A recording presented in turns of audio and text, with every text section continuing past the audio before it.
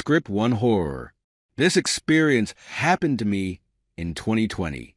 The world was shutting down because of COVID and everyone was cooped up in their homes. Being an avid backpacker and camper, I used CO as an excuse to travel to different national parks and camp out in different places. One of those places was a creek in Rocky Mountain National Park, Colorado, without giving away my identity or revealing too much personal information. Let's just say something happened with my job back in 2019 that caused my reputation to kind of suffer a bit, and a good number of people despised me. I had to change apartments, get a new phone number, and eventually quit my job.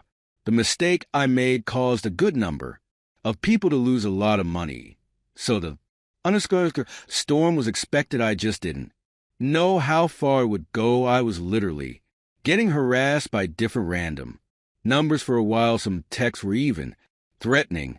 I didn't know if they were from the same person or different people each time, but I considered the possibility that it was one person texting me from a bunch of different numbers. For a while it seemed to stop, and I was grateful that people seemed to lose interest or just move on.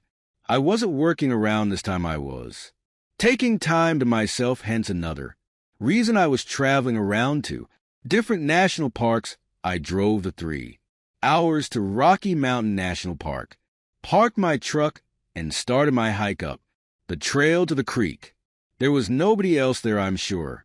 That was because this was right when the lockdown started and people were taking it very seriously and not leaving their houses. And it was also still the winter time. There was a thin sheet of snow on the ground, hard enough that it made that loud crunching sound with every footstep. After a little while I made it to the creek, and it wasn't frozen. It was still flowing. It was incredibly peaceful, and this was a detox I needed from the stresses of my life. At the time, I found a place a little ways off the path to set up camp. After the tent was set up, I chopped up some wood, started a fire, and cooked some sausages on the stove. Then I started reading my book by the fire. After finishing a few chapters, it was getting dark out. Thank God for headlamps. I rolled a J and started smoking it. After a few hits, I felt my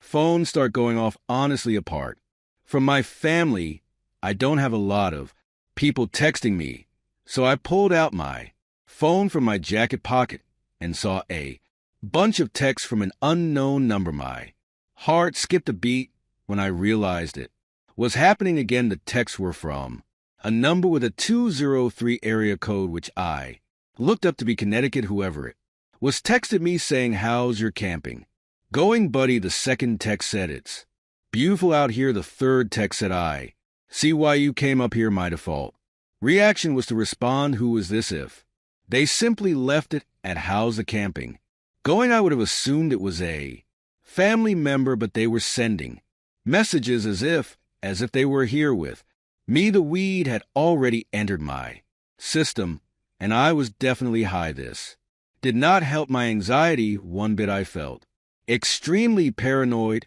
and started looking around me, standing up and doing a complete 360, looking in every direction out to the increasingly darkening woods. I went to get my P365 handgun from my bag just to make me feel safer. Usually, I'd put a fire out before calling it a night, but as paranoid as I was feeling, now the thought of being in total darkness freaked me out.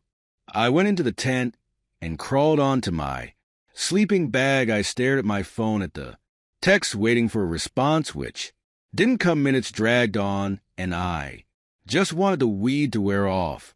Honestly, I still had my headlamp on, so I tried to continue where I left off in my book, but between being high and my mind being stuck on those texts, I was kidding myself thinking I could read. I decided to just watch YouTube videos on my phone.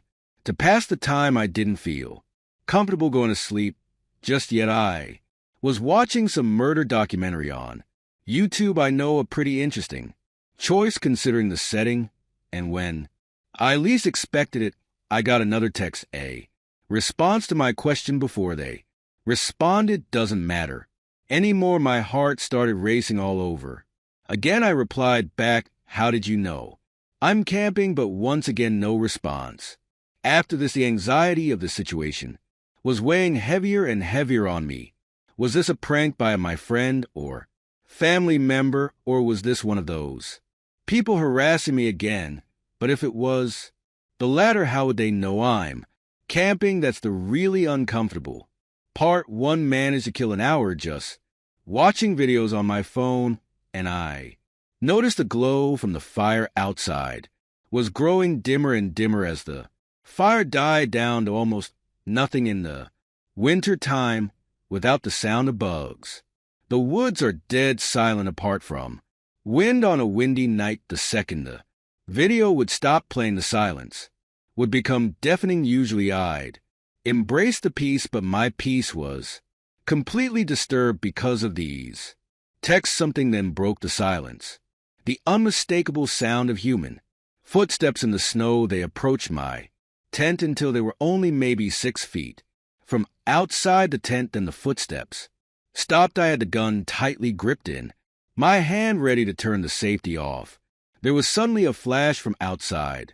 It looked like someone briefly shined a flashlight at the tent, or they took a picture. I had my answer soon enough. I heard the person walk away now before their footsteps slowly faded out to silence.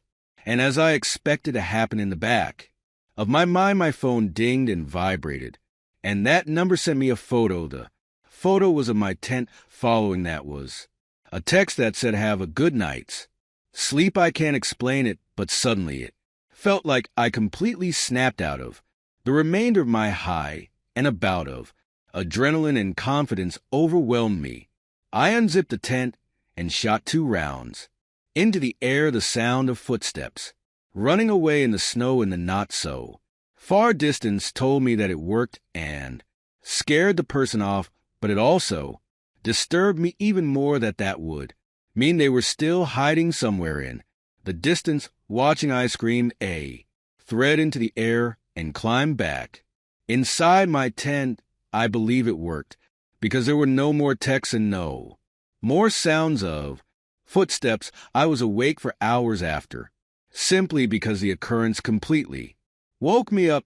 I felt like I drank 3 cups of coffee. Eventually I did fall asleep, and waking up to morning sunlight was a huge relief. Whoever followed me, there was not ready for me to pull a gun. I definitely don't seem the type of person that would own a gun, and I know that was my first time shooting that gun since buying it, and in fact my only time to this day. Whoever had been texting me, harassing me, and apparently stalking me apparently decided to back off when they found out I had a gun, because almost 5 years later now, and I haven't been bothered. Still, it was a nightmarish night, and I can't imagine how differently it might have turned out if I wasn't